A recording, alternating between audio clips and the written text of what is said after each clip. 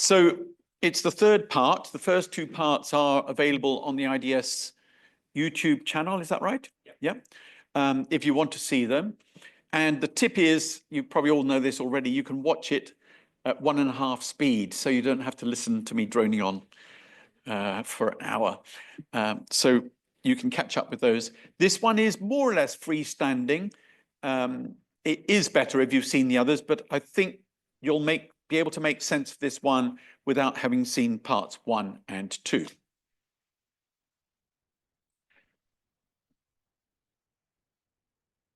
And we're being recorded, but we'll probably turn off the recording for the discussion. Is that all right? Okay, so part 3, where we take it down much more to the so-called global south, with a bit added on about climate change. And I think that's where we can get more in the actual discussion. My email there, but you can very easily find it in IDS anyway if you need to write to me. Now, the last time, one of the key things I was trying to get across is that the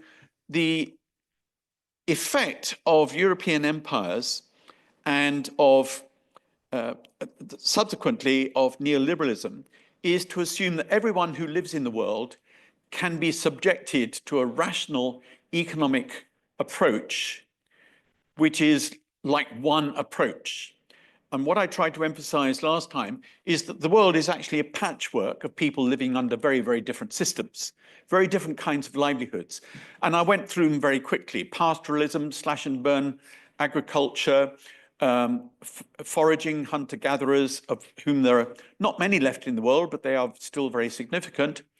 And all of these different systems have different ideas about how people should behave with each other and about how they should behave in relation to outsiders who come and tell them what they should be doing. And so if we think about a lot of what we call development as being outsiders coming to tell people what to do, or corporations coming from outside saying, we want your resources, but we're going to treat you nicely and engage you through community participation in extracting your resources, that's the kind of picture I want you to get. Is a lot of what's going on is outsiders with a model of how people who live in different systems, how they should change how they live. So that is kind of the roots of it. And of course, that has been going on for hundreds of years. But what we need to understand in particular is the twist to that comes with neoliberalism, especially the key part of that, which is the importance of markets, prices, and determining how people rationalize what they do in terms of standard neoclassical economic relationships. And so that is the particular twist that we've had in the last 50 years about that happens. So in the first, you remember in the first session, I showed you that tweet by a World Bank economist with a lovely picture of Bhutan. And he tweets and says, 90% of Bhutan's forests are not being used as a resource. How can we enable Bhutan to develop by using its forest resource? Words to that effect. And it's just a kind of an extraordinary situation where outsiders come and perceive something which is twisted to make it like it's going to be useful for the people who live there. But in reality, their thinking is, how can we make this useful for outsiders through corporations or whatever? Okay, so this is a map from a very old model, Whittlesey's agricultural regions. It's still useful. And so here you can see, I know you can't see this here, and you can't really see that. We've got the shifting, these are traditional ones, subsistence, shifting cultivation, blah, blah, blah. And here are the commercial ones, which obviously occur much more in developing countries. So for development studies, I think we actually have to understand, how are people living at the moment? How is that living changed by outsiders coming to tell them how they should live, or the impact of markets on them to make them change their behavior? And what is the process by which that interaction happens, that process of change going on in how those resources are used? And of course, this actually is very reflective of the world climate map. Now, I'm not what used to be called a geographical determinist or an environmental determinist, far from it, but we can note the correlation between climate maps and the possibilities of what livelihood systems you can have within those climate zones. Now, today the focus is going to be more on climate change. And so this climate map here, which is changing because the climate is changing. So the key point about climate is that if I asked, let me ask 3 of you, volunteer to give me a place and a date in the year. Anywhere on this earth, a place and a date in the year. Anyone volunteer? Chile. Any particular part of Chile? Just go with the capital. Yeah, the capital, yes? May the 10th, Arusha, Tanzania. Okay, anyone else? No? We can work with that. So the point about climate is that in any place on the earth for a given date, a climatologist would be able to say, because climate is a pattern, it's regular, they would be able to say on that day in in Chile, Santiago, let's say Santiago, on that date, the temperature would be between, what date was it? 30, so that's the summer, yes? 13th of January, the temperature is 90% chance that it's going to be between, let's say 25 degrees and 30 degrees centigrade, okay? And that the rainfall will have a 90% chance that it will be between, I've no idea what it is, but a climatologist could tell you, and they could do that for Arusha as well, because the climate is a way of understanding the chance of particular temperature or rainfall on that day in that place is predictable. Okay, climate change means that it's no longer going to be so predictable. And the zones will change. The zones may shrink or expand or move. For example, it is possible that here the Sahara is moving into Spain. So the zones will shift as well. So we will be coming to look at, well, what do you do about that? And are market mechanisms a method, a way of dealing with that? So that's where we're sort of going with this. Okay. Now, last time we looked at the structural adjustment programs, the SAPs of the 80s and 90s, and we saw that they are the means by which neoliberal policies were pushed onto many countries in the global south because they became the conditions. These, I'm not going to go through them, you can look at the last lecture. All of these are kind of the boxes that you had to tick if you wanted to get a loan from the IMF or the World Bank. In other words, these changes towards neoliberal policies were enforced by the international financial police, if you like, in order to make this transition to following the rules of neoliberal economic behavior, okay? And we know that the consequences of this were very varied, but one of the key consequences was a decline in welfare because they involve cutting government spending, okay? And you remember in the first session, I mentioned to you the student who'd seen one of my lectures online, who was from Uganda, who protested because as a result of these policies, the university had said you've got to pay for your university tuition, and the students went on strike, and him and some of his friends were expelled from the university for the protest, and he was in the final year of being a doctor, final year study to be a doctor. He lost that, and his life was wrecked completely as a result of it. And this was part of the imposition of government cuts and spending in order to comply with these kind of rules that made it possible to get the loans that the governments wanted. So very direct effects on welfare. And as a result of this, one of the key innovations, if you like, in development studies was the emergence of the argument for growth with equity. because these are designed supposedly to produce economic growth. And the idea was that if they produce greater inequality, then what we have to be arguing for is the idea of growth that produces more equality. And one of the outcomes of this was another set of World Bank policies was poverty reduction strategies. So poverty, you don't look at what causes poverty, you try to reduce what expresses itself as poverty in those ways. From that, it leads into understanding what might be the difference between economic growth and development, because the forces that promote economic growth make the argument that growth produces a bigger cake and everyone can get a share of that cake. Therefore, if you have a bigger cake, if you're not getting very much of it, you will get a little bit more of that cake. So it's the argument about the size of the cake being the determinant of your well-being. So well-being equals development is determined by having a larger cake. Okay, so we're examining what is the difference between these things.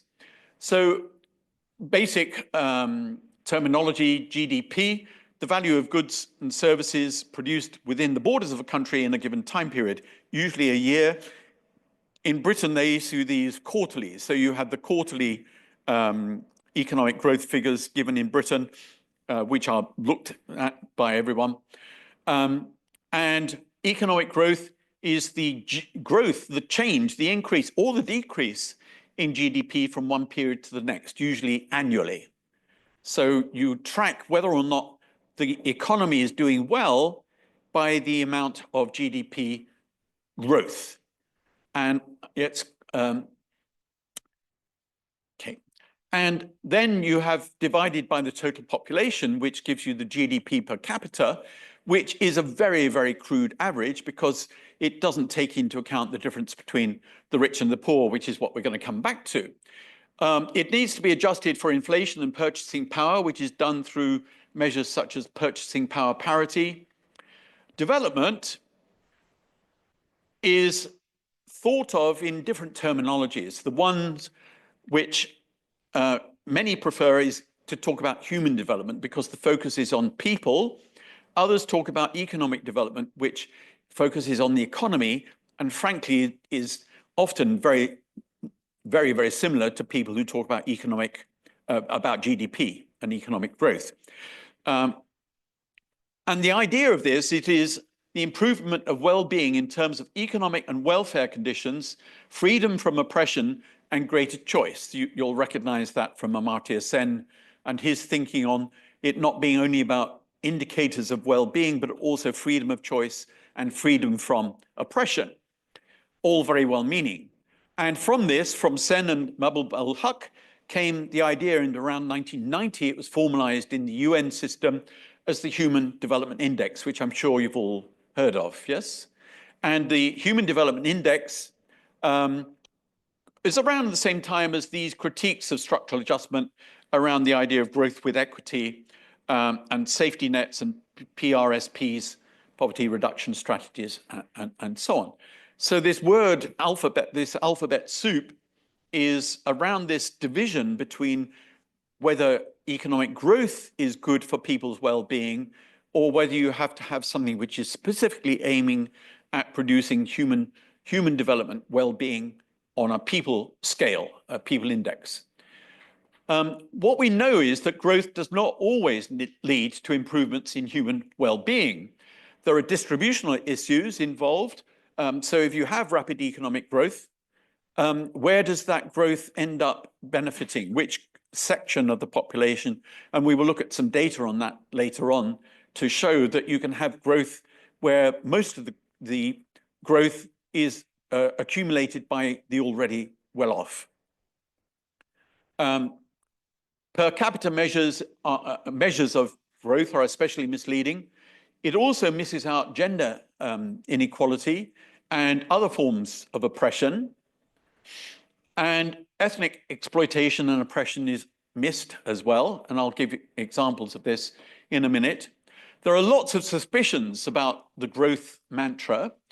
And I think this is the key one. Who argues for growth? And do they have the same interests as ordinary people? The people who argue for growth, basically, in my view, are arguing for making profits. And they will say that growth is good for people because we will make the cake bigger, which means everyone can get a larger share of the cake. But their motivation is not to give people a better share of the cake. Their motivation is to make profit.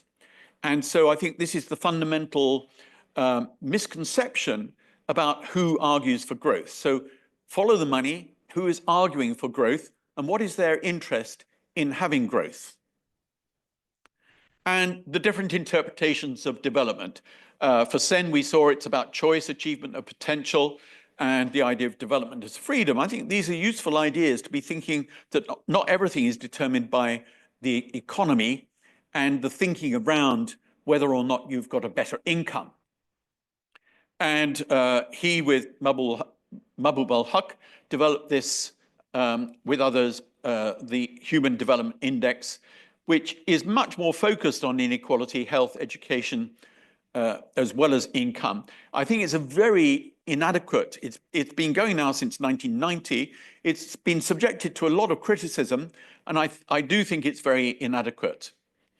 And actually, the key thing is that they designed it as an opposition to what they saw as the emphasis on economic growth in the World Bank World Development Report. So it's an alternative perspective on that. And here's a recent one, and the first one in 1990. So it's designed to challenge growth being the key thing that determines your understanding of what development is. Lots of concern about it. Growth does not always lead to improvements. It fails to measure human well-being. You can have rapid growth, but declining well-being. I've said more or less most of these, but I think this one's very important. Any unpaid labor does not get counted in GDP. And a hell of a lot of labor by females and by children is therefore not counted. So it's very unrepresenting of a lot of the effort that goes into the economy. Per capita is a crude average. It doesn't take into account distribution. And also the key thing is that environmental destruction is not taken into account. It measures positively because it is the spending of money to extract the resources and then the selling, processing and selling of the resources. And that does not measure the damage done to the environment, the biodiversity that is done in that way. So that the damage that is done is a positive contribution to economic growth. So this is the problem that we face, especially with climate change. The costs of those damages are what's called externalized. The other people pay for the cost of that damage, not the company that is extracting the resource. And probably global warming is the most serious result of that externalizing of the effects, the negative effects of those kinds of behaviors. So problems using it, bad things are included, good things are excluded, like female work and so on. Typically, a car crash is a positive contribution to GDP because money is put into replacing the things that are lost in the car crash. So never mind people injured or even killed in the car crash, the consequence of that is that there's a positive, there's even been studies done of severe flooding in Germany a few years ago, which showed the following year, the effects of the flood added positively to German GDP, because of course a lot of money was spent to put things right and rebuild and so on. So there's a kind of a distorted idea of positivity in the ideas that underlie it. So I've mentioned that already. Sorry, some of these are repeating. Social harms are not costed, illness and inequality, as a consequence of people having to work in these ways. And the HDI, it does not deal with these gaps. They're missing from the HDI. So this is on the UN website, their way of thinking about the dimensions. And what you can see is that although they've included, as a result of Sen and Huck and others, that they've included measures of human well-being around education and life expectancy. 1/3 of the measure is still coming out of GDP. So it is still measuring income in a very similar way to per capita GDP. And I think this is it simplifies and captures only part of what human development entails. So quite difficult. This is a nice illustration of part of the problems. Have any of you seen these maps before? These kind of wonderful maps where you can assign a quantity to a country and the software makes the country bigger or smaller according to the index that you put in on a national basis. So at the top here, you've got the country is proportionate to the size of their population. So India is obviously very similar to China. It's now bigger than China. Nigeria is the largest population within Africa. But then you look at GDP, Africa has disappeared because it's got very low figures on there. And South Africa comes out there as the largest of the economies. We'll come back to that in a minute. So problems. We're coming to it, in a minute. So just in a very simple table, the difference between conceptualizing growth and development is that the main motivation is profit for growth. I think we should just be very, very clear on that. People who promote growth are promoting it because people argue they want to be able to make a profit. Then others say, well, actually, if the cake grows, then we can share out more of that cake, which we'll come back to again. The main incentive is to individuals or companies to have that growth. The environment is externalized. Social costs are externalized. Any gender impact or impact on ethnic minorities is externalized. And well-being is an accidental effect of growth. And I think this is crucial to understand. If people benefit from this through the so-called trickle-down process, that is accidental, it's not a goal. Nobody sets up to seek for economic growth by saying, we know you will all benefit. In fact, the opposite. We now are in a situation, well, have been for some time, where you can have economic growth. For example, the construction of a factory making cars, where the number of people employed is tiny compared with what it was 40 years ago, because it's mostly built by robots.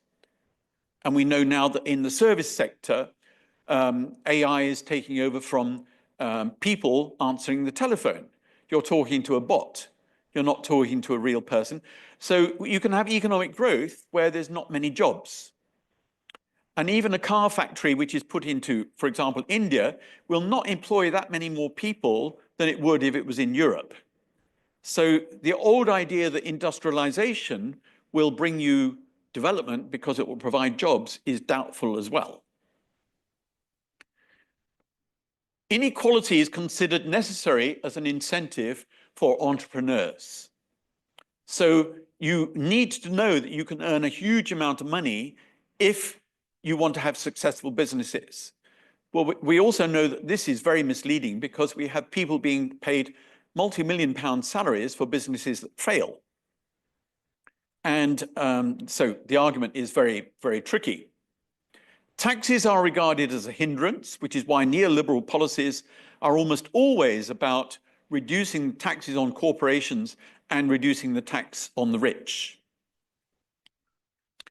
And all of these were classic laissez-faire capitalism, which we talked about in the first session, which is the idea of what capitalism was in the beginnings of industrialization and capitalism in the 18th and 19th centuries, that this was the norm, that the pursuit of profit, if people had jobs, well, it was very unlikely that they might, well, I'll leave that for a minute.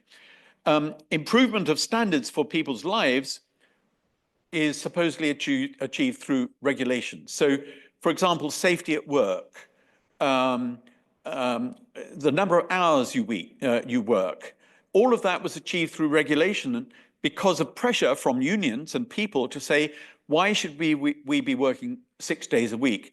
When I was a kid, the standard was for the working class to work 6 days a week. My dad used to work 6 days a week. That then came down to 5.5 days a week. You had to go in half a day on Saturday. And then that came down to 5 days a week. So this was pressure on improving people's lives by not having to work so hard. All of this was achieved through pressure and regulation on corporations not to exploit so much. Now, of course, in the post-war period, the World Bank and IMF and so on are the champions of the neoliberal version of this, which we've been talking about in the last 2 sessions. So what I'm establishing here is this is classical capitalism, and this is neoliberalism. And what we need to understand is what happened in between. And that was the last session, which was on so-called welfare capitalism. And we're going to revisit that today to understand that difference. Now, on the other side, let's look at what we might call human development, where people's well-being is the priority. So the idea is that you're doing things for the benefit of humankind, and the incentives might be corporate incentives, but they will be combined with incentives for people to do the right thing. And well-being is ensured through redistribution and rights. You have a right to a decent living. Well, in a sense, the minimum wage is one of those processes, which doesn't always work very well, but that has been one of the amendments to neoliberalism in the last 20 years, which is supposed to cut off the lowest rates of pay. But some of you might have seen this week in the news that Oxford University has been accused of using Deliveroo type contracts for much of its teaching. I think it's 60% of its teaching is done by people who aren't proper university lecturers. They're PhD students or other part-time workers who are earning a very small amount of money per hour, a bit like Deliveroo drivers. And this is typical in British higher education. I think the overall average is 50% of the teaching is done by people who are not proper university lecturers. And that's in order that the universities can make more money or save on their spending. Inequality is ambiguous. It's not completely condemned, but many of the people who would support the idea of human development in their view of capitalism would be very suspicious of those who argue that inequality is worth having. And actually about 5-6 years ago, the IMF itself, a proponent of neoliberalism, said it is probable that we are now getting to the point where inequality is of negative value for promoting economic growth, that it's actually harmful to economic growth to have such high levels of inequality. And they issued some statements on this to try to restrain this process. One measure of how under this, sorry, no, I'll come back to that later. Taxation is regarded as valid, but there are arguments about the levels of those taxation. Well, we'll again come back to that. And we know that taxation on corporations and high levels of income was vital to producing greater equality and better well-being. For example, that pays for the health service, it pays for education, it pays for subsidized housing, and so on. And the standards are achieved through regulation and democratic control. So the only reason you have a regulation is because people protest and say there should be a different way of how we are employed. Okay? Now, how that has changed is quite interesting, because under neoliberalism, the unions have been smashed. So it's extremely difficult now to demand better working conditions. And many of you will have seen the debates about Amazon and them trying to sabotage unions in their workplace. And many people do not know, because neoliberalism has kind of incrementally changed. 40, 50 years ago, actually even more recent than that, if you were in a job and you had to work at the weekend, you will get 1.5 times the rate to work on a Saturday and double that rate to work on a Sunday or a public holiday. So if you're a policeman or a teacher, well, it didn't apply to teachers so much, but any job where they would ask you to work on those days, you would get paid extra. Anyone now working in most businesses, you get the same rate whatever days you work.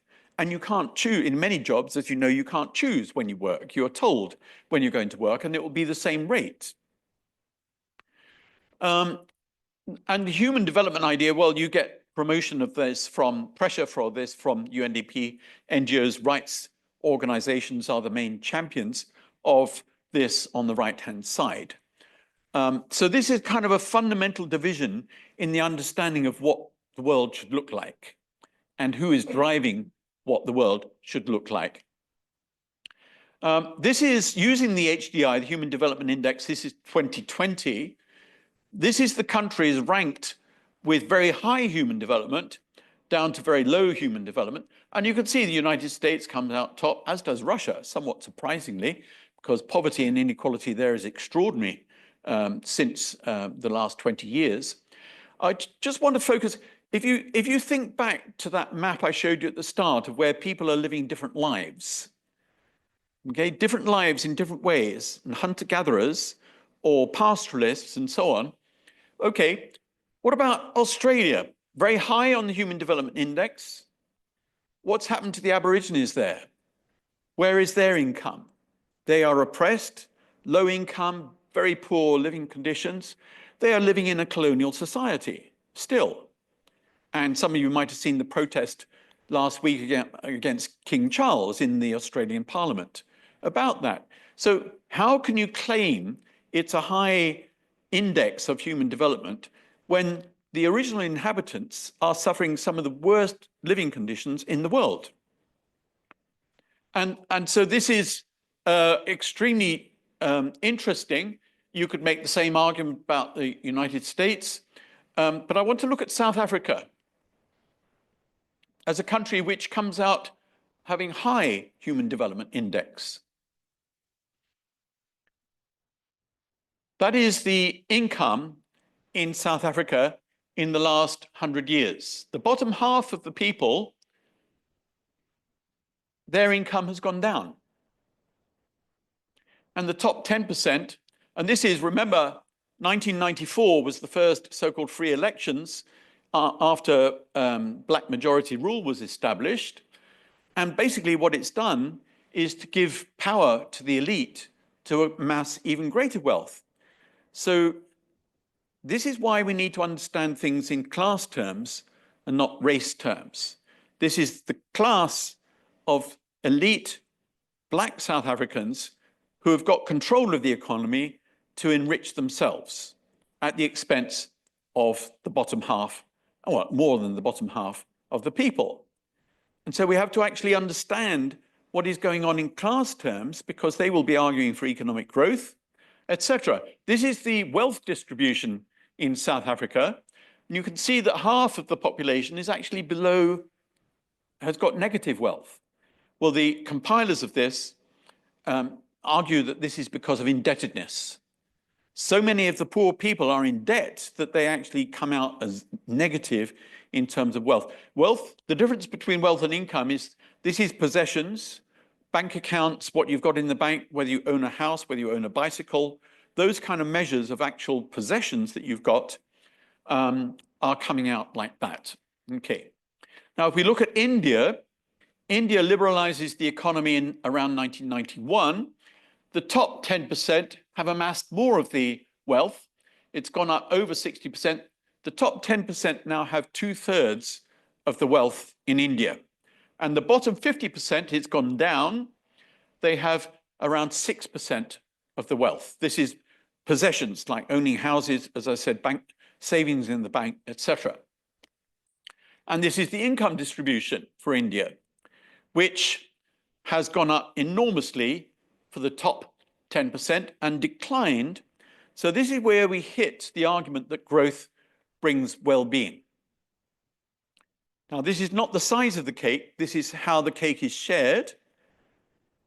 But if growth is helping poor people, would we not expect that it would do it at the same rate for the poor as it does for the rich? And it doesn't.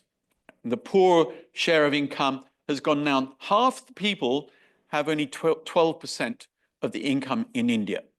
This is under neoliberal policies in the country. So growth the relationship between human well-being and economic growth. And India has had, not as high as China has claimed, but rates of economic growth since the mid-1990s of between 5 and 8 or 9% per year. So what does this tell us about, is growth in order to make profit, or is growth in order to share that wealth amongst the people of the country? And we have the similar problem with the SDGs, which I'm extremely critical of. You will see many NGOs, or even I now see university departments, and universities will tick where their research is affecting. They'll say, our research is affecting goal number 5, 6, and 9. And they're virtue signaling about what their actual work is doing, and NGOs obviously doing the same. The key point about this, and it's buried here, is economic growth. The SDGs make no challenge whatsoever to the idea that economic growth is what you need to have development. But you call it sustainable development because that makes it sound nicer. Okay, so this is, when you start to unpack all of these, why are people hungry? Why can't people afford energy? Why don't they have clean water? Well, it's because of that. It's because of the system which is distributing income unequally. Okay, so the people who like this system want to carry on with the economic growth. They don't necessarily want there to be things that fix the reason why people are poor. So I want to do this to explain this difference between neoliberal and capitalist policies and welfare capitalism using quite a complex diagram, but I think it's fairly clear. So down here are all the economic activities that count in GDP, down at the bottom here: mining, industry, service sector, and so on, which give rise to the GDP of a particular economy, okay? Now that GDP is then split 3 ways. It's split into net profits for corporations, taxes which go to the government, and net wages for those who are working, okay? Very simple kind of division. Of those who work, you spend on your household. You buy food, you pay rent, you pay school fees, you buy medicine, if that's what you have to do. And you hope that your wage enables you to do that, to have a decent well-being, have decent life, okay? No guarantee. If it does, then it leads to what we call human development, the well-being of having enough to eat, of being educated, a home, etc. You can see that having a high score on development is entirely dependent on having the wages that enable you to spend on the things you need. Okay? Now, in Britain, you don't have to have such a high income. In other countries of so-called welfare capitalism, you don't have to have that because you get medicine free. Your school is free, not university, but your school is free. Your very little subsidy to housing now, that's gone, basically, for most people. But basically, you don't have to have such a large salary. And this extra used to be called the social wage, the wage provided by society, which was the add-on to your salary, which was what you didn't have to pay for because it came from taxation. Most of the world lives like this. Okay? And you could argue that neoliberalism favors that model. This other model is the one where the taxes go into government policy and expenditure, some of which goes to welfare spending, which might be for free education, it might be for medicine, and so on, which then leads to human development. Okay, so the structural adjustment policies were designed to reduce that and push things more towards that. Now, the argument of this one that goes up this yellow channel here is that if you have a well-educated, healthy population, then capitalism will work better. And this was the argument of post-war capitalism during what was called the long boom, was what some people called welfare capitalism, others call social democracy, others call it the Nordic model, which where you have relatively high taxation that pays for the services that mean that people are educated, trained, and healthy. They are then employable, and enterprises benefit from having that. And that then feeds back into the economic activities. So this idea of capitalism being something where you had a human well-being meant that the system could operate well. Okay? What we're in now is that that is not needed. The population are not cared about. They are disposable. You don't have to worry about whether they're well fed. There will be others to replace them. Except we come up against the problem that then leads to migration to fill gaps of those who won't or can't do the work, etc., which we can come up with in the discussion. There are a few additions to this to make it even more complicated. One thing which we have to take out here is, of course, R&D, technology and infrastructure, which comes out of taxes and government policy. It also comes out of profits from corporations, which pays for that, which then obviously feeds back into investment into the economy. So that's another loop which is crucial. Then we would want to add on here that human development in some countries is supposedly helped by foreign aid, which sometimes is provided through NGOs. And basically, we've got two pathways, pathway B and pathway A. Pathway A is the one that existed under original capitalism, where nobody provided for you if you didn't have enough to eat, if you didn't have a house or anything like that. The kind of pictures I showed you of England in 1900 from I think it was the second talk, which is, in my view, the preferred one for neoliberalism, where the state does not have to take responsibility for its people if they haven't got enough to eat or nowhere to live. Okay, so I think you can all think of examples of that. Pathway B is modified welfare capitalism, if you like, or social democratic capitalism, or the Nordic model, depending what you call it, which is based on the idea that you have economic growth, but a slice of that is channeled into the well-being of the population.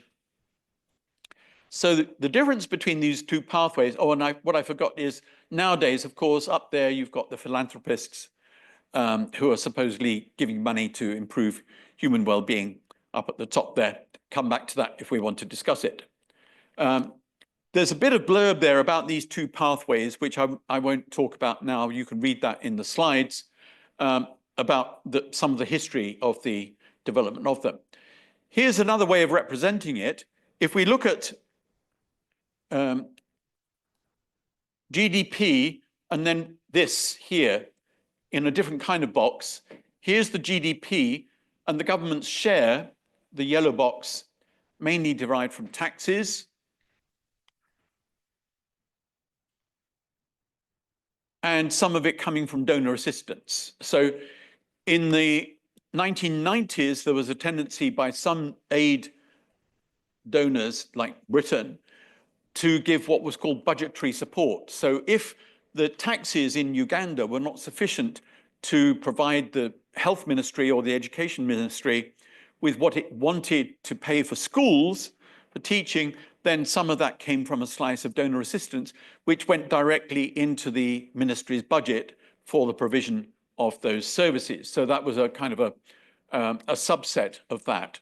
So if we look at pathway B here, which is the so-called welfare capitalism version, the share that comes from GDP to this government expenditure here, how is it determined how much goes into that? Which is this one here is the welfare section of it. That can also go into, of course, into armaments or building roads or airports, whatever. So who determines what these ratios are? The ratio of that to that and of that to that. That's what we need to be thinking about, because neoliberalism removes the ability of people to determine that that should expand. So the section which goes to state spending, which can then be used for welfare spending, is reduced. So the state should shrink. You've heard of this argument that what we need is a shrinking state. And in the United States, proponents of this from some of the think tanks say that the state should be responsible only for defense and property rights, the legal system framework for property rights. Basically, that's it. That's what they do. Everyone else fends for themselves. You sink or swim according to your abilities within this system.